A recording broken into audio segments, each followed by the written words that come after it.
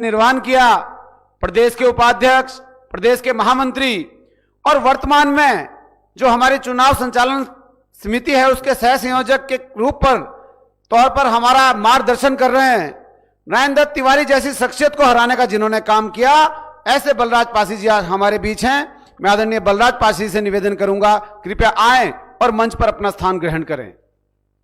और टिहरी से हमारे लोकप्रिय प्रत्याशी, लहरों के विपरीत तैरने का जो साहस करते हैं, ऐसे योद्धा भाई किशोर उपाध्याय जी भी हमारे बीच उपस्थित हैं। उनका भी मैं इस जनसभा में हार्दिक स्वागत करता हूं, अभिनंदन करता हूं।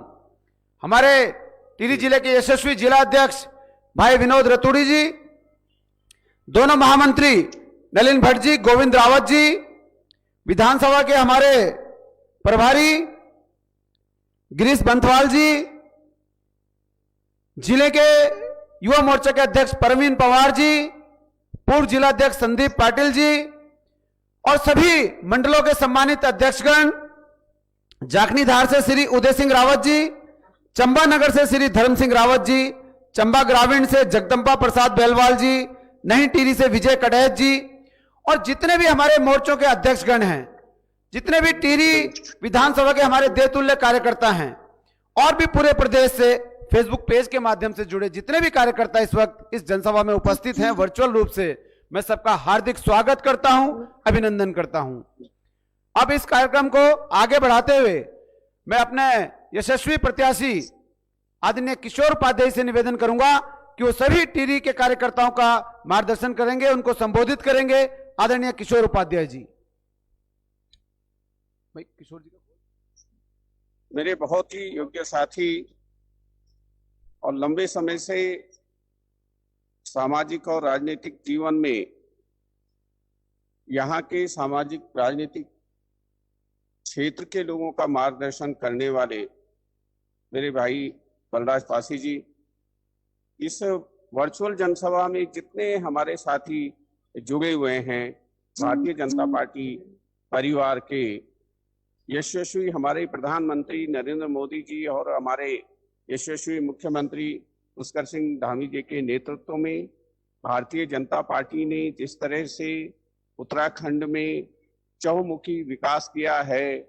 मैं जब देहरादून से पहले चलता था तो 4 घंटे टिहरी आने में लगते थे, आज हम 2 घंटे में देहरादून से टिहरी पहुंच जाते हैं। भगवान बद्रीनाथ, भगवान केदारनाथ, माँ यमुना और गंगा, यमुनोत्री और गंगोत्री के दर्शन करने में जो असुरक्षा की भावना पूरे देश में थी, उसको सुरक्षा प्रदान करने के लिए जिस तरह से चारों धामों को जोड़ने का काम किया, उज्ज्वला से हमारी टिहरी और उत्तराखंड, मैंने देखा मेरी माँ को किस तरह से जो लकड़ी जला करके धुएं से आंखें लोगों की फूट जाती थी, लोग अंधे हो जाते थे, बहनें माताएं अंधी हो जाती थी। उज्ज्वला योजना से उनके जीवन में ज्योति लाने वाले गरीब से गरीब समाज के अंतिम छोर पर बैठे हुए व्यक्ति के जीवन में खुशहाली लाने के लिए, किसानों के जीवन में खुशहाली लाने के लिए, कल मैंने प्रधानमंत्री जी का, यशस्वी प्रधानमंत्री जी का मन की बात सुनी। उन्होंने कोई ऐसा क्षेत्र नहीं है, विशेषकर हिमालय के लिए, माँ गंगा के लिए, वन्य प्राणियों से लेकर के छात्रों के लिए, महिलाओं के लिए, जिस तरह से उन्होंने एक नए अच्छे कार्यक्रम शुरू किए हैं, उसको ध्यान में रख करके, हमारे जो वनाधिकार हैं उनको ध्यान में रख करके मैंने ये निर्णय लिया कि मैं उस पार्टी के साथ खड़ा हूं, एक उत्तराखंड आंदोलनकारी रहा हूं और अटल जी ने जिस तरह से उत्तराखंड राज्य बनाया, उस भावना को हम आगे बढ़ा सकें, उसकी रक्षा कर सकें, इसलिए मैं भारतीय जनता पार्टी में शामिल हुआ हूं। और मैं इस वर्चुअल जनसभा के माध्यम से मैं निवेदन करना चाहता हूं, टिहरी विधानसभा की जो हमारे मतदाता हैं, हमारी बहनें हैं, हमारे नौजवान हैं, हमारी माताएं हैं, वो सब भारतीय जनता पार्टी, मुझ जैसे मैं भारतीय जनता पार्टी में आज सबसे कनिष्ठ कार्यकर्ता हूं, वो जुड़े और बाकी जितने प्रत्याशी हैं उनकी जमानत जब्त करवाने का काम करें। मेरा जो यहाँ का संघर्ष रहा है बांध विस्थापितों का और अन्य क्षेत्र का, उसको देख करके मुझे पूरा भरोसा है कि हमारे जो यशस्वी प्रधानमंत्री हैं, हमारे जो राष्ट्रीय अध्यक्ष हैं जयप्रकाश नड्डा जी, मदन कौशिक जी जो हमारे यहाँ प्रदेश के अध्यक्ष हैं, उस भावना, जिस भावना से उन्होंने मुझ पर विश्वास व्यक्त किया है, टिहरी का मतदाता उस भावना की रक्षा करेगा और हम टिहरी के विकास को, यहाँ की जो समस्याएं हैं, स्वास्थ्य की समस्याएं हैं, मेडिकल कॉलेज है, IIT यहाँ लाना है, यहाँ बेरोजगारी की जो समस्या है, उस सब को हम दूर करने का काम करेंगे। तो मैं पासी साहब का बहुत बहुत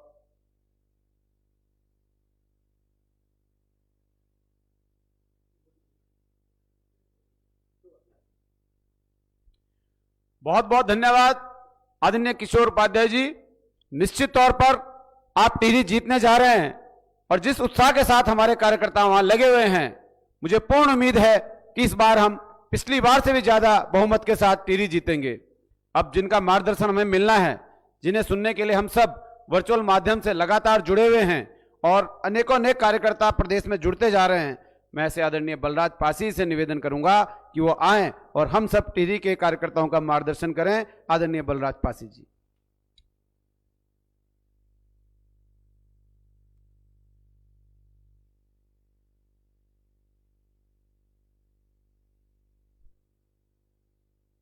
टिहरी विधानसभा के हमारे लोकप्रिय प्रत्याशी किशोर उपाध्याय जी, भारतीय जनता पार्टी के जिलाध्यक्ष, सभी मंडलों के मंडल अध्यक्ष, विधानसभा के प्रभारी संयोजक, हमारे सभी शक्ति केंद्रों के संयोजक, बूथ समितियों के सभी अध्यक्ष, सभी कार्यकर्ता और टिहरी की सम्मानित जनता। प्रदेश के अंदर विधानसभा चुनाव प्रारंभ हो गए और इस टिहरी विधानसभा में भारतीय जनता पार्टी ने आदरणीय किशोर उपाध्याय जी को अपना प्रत्याशी बनाया है। किशोर उपाध्याय जी का एक अपना लंबा संघर्ष का इतिहास है।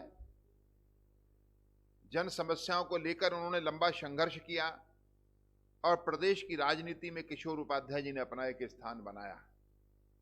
इस चुनाव में भारतीय जनता पार्टी ने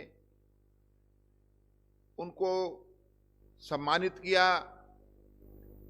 उन्होंने भारतीय जनता पार्टी की सदस्यता ली और भारतीय जनता पार्टी ने भी उनको पूरा सम्मान देते हुए टिहरी विधानसभा से अपना जो है प्रत्याशी बनाने का जो है काम किया है।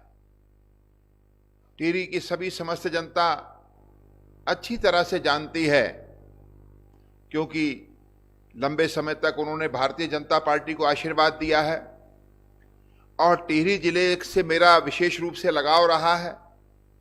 टिहरी के सांसद रहे राजा मानवेंद्र शाह जी 1991 में मेरे साथ जो है वो सांसद थे। उस समय अनेक बार टिहरी की समस्याओं से उनके साथ जो विचार विमर्श हुआ। उनके चुनाव में भी मैं चुनाव प्रचार के लिए टिहरी क्षेत्र में आया।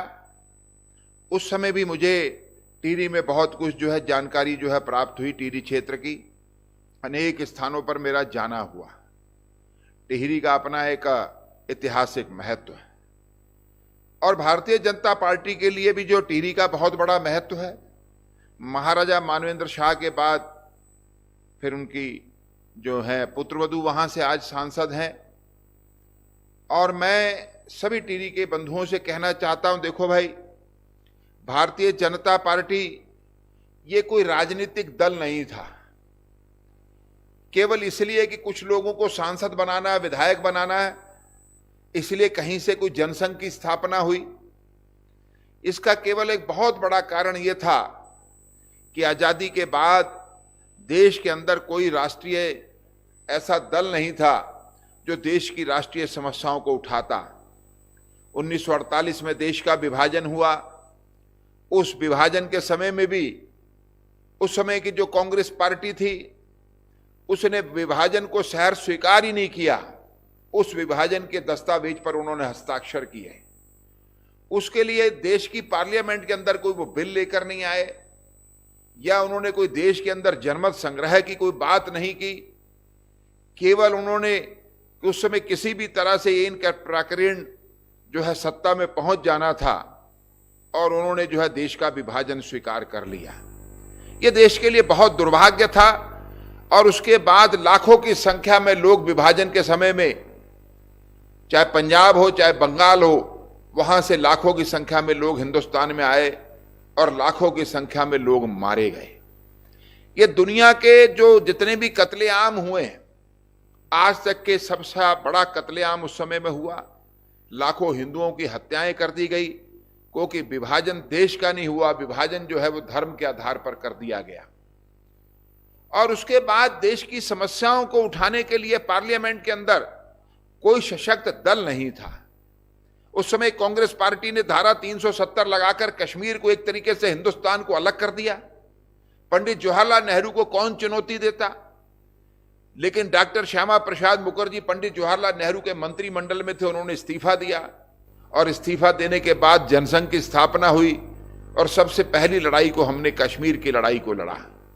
डॉक्टर श्यामा प्रसाद मुखर्जी बंगाल से आते थे, लेकिन वो राष्ट्रीय नेता थे, इसलिए उन्होंने चिंता कश्मीर की और कश्मीर के लिए संघर्ष करते हुए डॉक्टर श्यामा प्रसाद मुखर्जी शहीद हो गए। वहां उनको अरेस्ट कर लिया गया, जेल में बंद कर दिया गया और उनकी बड़ी योजनाबद्ध तरीके से हत्या कर दी गई।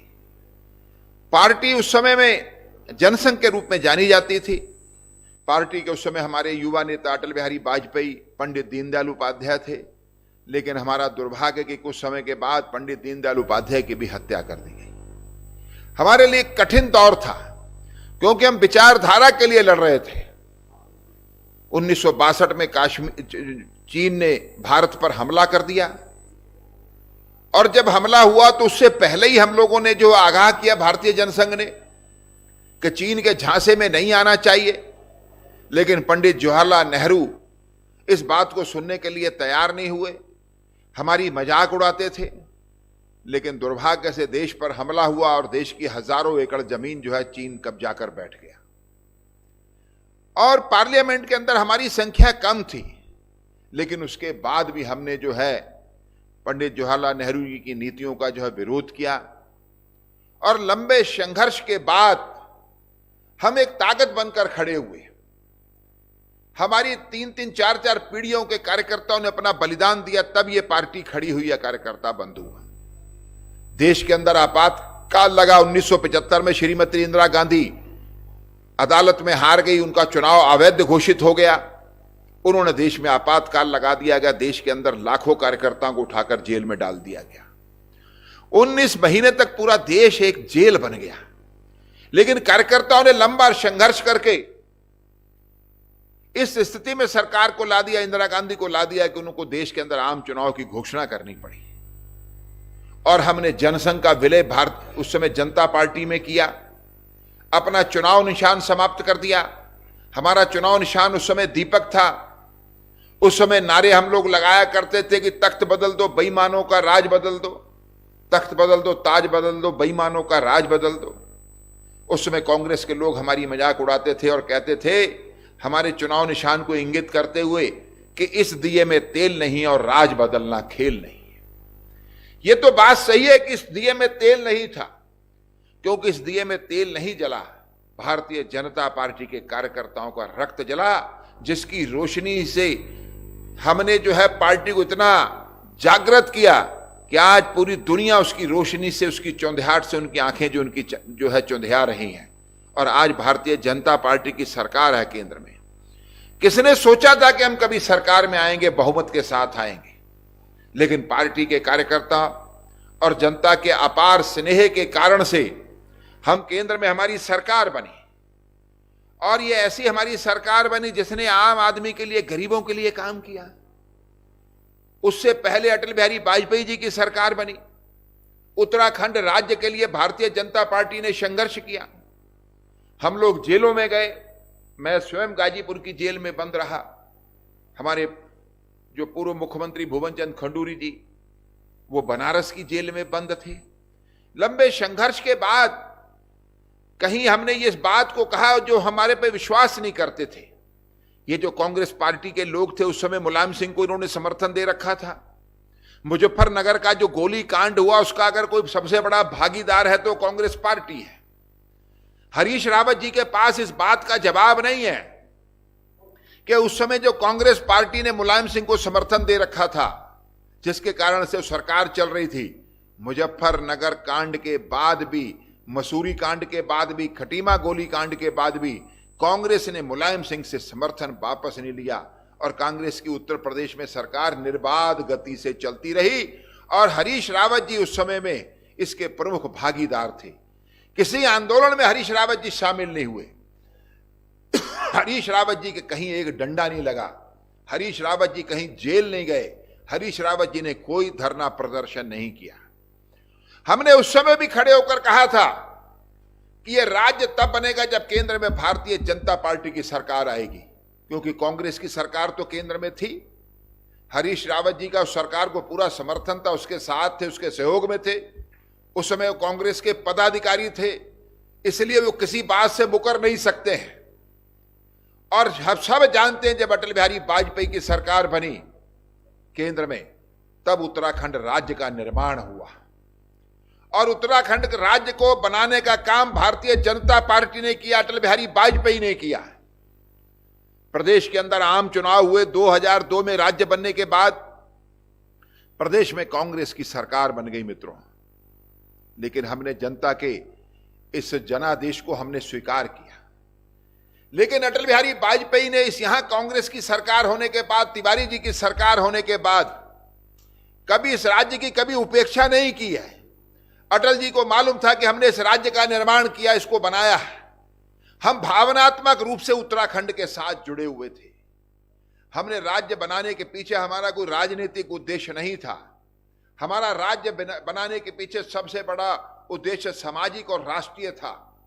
हम इस प्रदेश की सीमाओं को सुरक्षित करना चाहते थे, क्योंकि वो सीमाएं देश की सीमाएं थी। हम यहां का जो सामाजिक ताना बाना था उसको मजबूत करना चाहते थे, आर्थिक स्थिति को मजबूत करना चाहते थे, ताकि लोग यहां से पलायन कर ना जाए। और पलायन करके अगर यहां से लोग चले जाएंगे तो सारा क्षेत्र असुरक्षित हो जाएगा और सारा पड़ोस के जो हमारे जो दुश्मन देश हैं उनकी जो कुदृष्टि उस हमारे क्षेत्र के ऊपर पड़ी हुई थी। इसलिए इस राज्य के निर्माण के अंदर जो हमारी भूमिका रही, तो उसी भूमिका को हम लोग अच्छी तरह से जानते थे। अटल बिहारी वाजपेयी ने इसी भावना के साथ पंडित नारायण दत्त तिवारी जी को बुलाकर और स्वयं बुलाकर उनसे कहा कि राज्य मजबूत होना चाहिए। और अटल बिहारी वाजपेयी ने इस राज्य को औद्योगिक पैकेज दिया और आर्थिक पैकेज दिया। इस प्रदेश में लगने वाले जो उद्योग धंधे हैं उनको जो सब्सिडी दी गई, उनको आर्थिक रूप से छूट दी गई, और वो छूट लंबे समय तक की छूट थी। और जिसका परिणाम हुआ कि रुद्रपुर के अंदर सिडकुल में, देहरादून में सेलाकुई में, हरिद्वार में सिडकुल में सैकड़ों उद्योग लगे, बड़े बड़े उद्योग लगे और यहां के लोगों को रोजगार प्राप्त हुआ। लेकिन ये हमारा जो है दुर्भाग्य था, उसी समय केंद्र से भारतीय जनता पार्टी की सरकार चली गई। केंद्र में कांग्रेस की मनमोहन सिंह की सरकार आ गई और उसमें हरीश रावत जी की उस सरकार में भागीदारी थी और वो सरकार में सम्मिलित थे। और सबसे पहले उस सरकार ने अगर कोई काम किया तो उत्तराखंड के साथ विश्वासघात किया। उत्तराखंड की जनता की कमर पर छुरा घोंपा और उन्होंने हमारा जो औद्योगिक पैकेज था उसको समाप्त कर दिया। लेकिन ये कांग्रेस के लोग, उस समय की कांग्रेस की सरकार, हरीश रावत जी, इन्होंने कहीं से कहीं तक इस बात का विरोध नहीं किया। मित्रों, इसकी पूरी जिम्मेवारी जो थी उस समय कांग्रेस सरकार की जिम्मेवारी थी। अगर हमारा औद्योगिक पैकेज नहीं खत्म किया जाता तो मैं आपको बताता हूं कि इस प्रदेश के अंदर फिर और लोगों को रोजगार मिलता, और इंडस्ट्री आती, पहाड़ में भी उद्योग लगते और पहाड़ की प्रकृति के हिसाब से उद्योग लगते। जो फल पट्टियां हमारी बनी हुई है उसके प्रोसेस प्लांट लगते, वहां के पहाड़ के किसानों को लाभ मिलता है। लेकिन कांग्रेस पार्टी ने हमारे औद्योगिक पैकेज को खत्म करके उत्तराखंड को पीछे धकेलने का काम किया। लेकिन केंद्र में मित्रों, जब भारतीय जनता पार्टी की दोबारा सरकार बनी, नरेंद्र मोदी जी के नेतृत्व में सरकार बनी, तो सबसे पहला काम नरेंद्र मोदी जी ने उत्तराखंड की चिंता करनी शुरू कर दी। और यहां पर कांग्रेस की सरकार थी। मोदी जी स्वयं देहरादून के अंदर आए और उन्होंने यहां पर जो 4 धाम हमारी जो लाइफ लाइन है, जिसके कारण से हमारे लाखों लोगों को रोजगार प्राप्त होता है।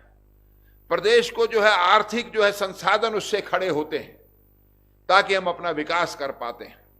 पूरी दुनिया भर से हमारे यहां जो है तीर्थयात्री आते हैं, चाहे वो 4 धाम हो, चाहे हेमकुंड साहिब हो, पूरे दुनिया से यहां पर तीर्थयात्री आते हैं। लेकिन कमजोर सड़कें, लोगों के अंदर डर, पतली सड़कें, जिसके कारण से घटनाएं होती थी। आपदा के समय में रास्ते बंद हो जाते थे और लोग जो है कई बार जो है उनके साथ अनहोनी घटनाएं हो जाती थी, लोग मारे जाते थे।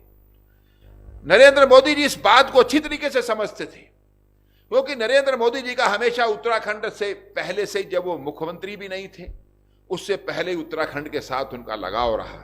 वो बद्रीनाथ, केदारनाथ, गंगोत्री, यमुनोत्री, गंगा के किनारे उन्होंने बहुत लंबा समय बिताया। उन्होंने यहाँ की समस्या और यहाँ की कठिनाइयों और परेशानियों को देखा, हमारी माता बहनों की कठिनाइयों और परेशानियों को देखा कि किस तरीके से उनको रोज जो है कई कई किलोमीटर तक जो है ईंधन लाने के लिए, लकड़ी लाने के लिए, घर में खाना बनाने के लिए जाना पड़ता है, चारे के लिए उनको जाना पड़ता है। उनके साथ घटनाएं होती रहती थी। इसलिए प्रधानमंत्री मोदी जी ने देहरादून में स्वयं ऑल वेदर रोड की जो घोषणा की, 10,000 करोड़ रुपए से ज्यादा पैसा उसी समय उन्होंने तत्काल उपलब्ध कराया। और साथ ही उन्होंने कहा कि उत्तराखंड के लोग ये ना सोचे कि उनकी जो हमें चिंता नहीं करूंगा। और उस समय जब हमने ऑल वेदर रोड बनाई, उस समय हरीश रावत जी की सरकार थी जब हमने इसकी शुरुआत की। मोदी जी ने जब इसका शिलान्यास किया देहरादून में, मुझे आज भी याद है, हमारे किशोर भाई भी जानते होंगे, हरीश रावत जी ने उस ऑल वेदर रोड का विरोध किया। यानी कि विकास का कोई मुख्यमंत्री विरोध करेगा, यह बड़ी शर्मनाक बात थी। हरीश रावत जी ने कहा कि इस प्रदेश को ऑल वेदर रोड की जरूरत ही नहीं है, हमारा इसी से काम चल रहा है। इस सड़कें चौड़ी होंगी, अच्छी होंगी, तो इससे जो है गाड़ियों की स्पीड बढ़ेगी, एक्सीडेंट होंगे। मैं हरीश रावत जी से पूछना चाहता हूं, आज जो है ऋषिकेश से अगर श्रीनगर जाना हो तो कितने घंटे लगते हैं? 2 घंटे के अंदर आदमी पहुंच जाता है। और उस समय मुझे ध्यान है कि हम लोगों को 5-5 घंटे हो जाते थे और कई कई बार रास्ते में जाम में कई कई घंटे फंसना पड़ता था। ऐसा विकास उत्तराखंड में जो है मोदी जी ने जिसकी शुरुआत की, एक लंबा समय सपना था उत्तराखंड के लोगों का कि ऋषिकेश से कर्णप्रयाग तक जो है रेल जानी चाहिए। हम सोचते थे कि हम लोगों का इस जीवन में यह काम नहीं होने वाला है। केवल समय समय पर जो है कांग्रेस के द्वारा उसकी घोषणाएं की गई, लेकिन वो भ्रम पैदा किया गया। चुनाव जीते गए, लोकसभा के चुनाव जीते गए, विधानसभा के चुनाव जीते गए, लेकिन मोदी जी ने ऐसा नहीं किया। और मोदी जी ने ऋषिकेश के अंदर जो है उसका शिलान्यास किया और शिलान्यास करने के बाद आज ये स्थिति हो गई कि उसका बहुत बड़ा काम पूरा हो चुका है और 2024 तक हम लोग जो है ऋषिकेश से बैठकर जो है हम लोग जो है कर्णप्रयाग तक जा सकेंगे। जो भी काम किया मोदी जी ने उत्तराखंड के लिए किया। उत्तराखंड की माताएं बहनें सोच नहीं सकती थी उनको गैस का कनेक्शन भी कभी मिल पाएगा। गांव के अंदर जो 20 किलोमीटर 30 किलोमीटर शहर से दूर रहते थे, ऐसा लगता था इस गैस कनेक्शन का अधिकार केवल शहर के लोगों का है। और इस गैस कनेक्शन के कारण ही लोग जो पलायन करके गांव से शहर की तरफ आते थे, वो कि खाना कैसे बनाया जाए। लकड़ी उपलब्ध नहीं थी, मिट्टी तेल मिलता नहीं था। तब मोदी जी ने एक नया कंसेप्ट दिया देश को और उसका सबसे बड़ा लाभ उत्तराखंड के लोगों को हुआ। उत्तराखंड में हर परिवार को गैस कनेक्शन मिल गया उज्ज्वला योजना के अंतर्गत और हमारी माताओं बहनों का जीवन लंबा हो गया, उनका जीवन स्वस्थ हो गया। क्योंकि धुएं से उनको टीबी हो जाती थी, उनकी आंख खराब हो जाती थी और इतना बड़ा सुख का अनुभव हमारी बहनों को हुआ, हमारी माताओं को हुआ है। और ये सब जो कुछ हो सका है, ये भारतीय जनता पार्टी की मोदी सरकार के कारण प्राप्त हो चुका है। आप सब अच्छी तरह से जानते हैं कि उत्तराखंड पिछड़ा हुआ, उत्तर प्रदेश में हमको नहीं पूछा जाता था, इसलिए हमने राज्य को अलग से बनाया। हमारे यहाँ मेडिकल कॉलेज नहीं थे। श्रीनगर मेडिकल कॉलेज को भी भारतीय जनता पार्टी के सरकार के समय में बनाया गया, लेकिन इससे आपूर्ति होने वाली नहीं थी। उस समय में अटल बिहारी वाजपेयी ने देखा भाई उत्तराखंड में लोग जो है स्वास्थ्य के लिए जो जरा सा भी बीमार होते हैं वो कहां जाएं, यहां से दिल्ली भागते थे। दिल्ली में उनको कौन पूछने वाला था। और ऋषिकेश के अंदर एम्स दे दिया अटल बिहारी वाजपेयी ने और सुषमा स्वराज जी ने स्वयं आकर, उसमें स्वास्थ्य मंत्री थी, यहां एम्स का जो है शिलान्यास किया। आज एम्स में जो है हजारों लोग हमारे उत्तराखंड के लोग जो इलाज करा रहे हैं, लेकिन इससे भी आपूर्ति नहीं होने वाली है।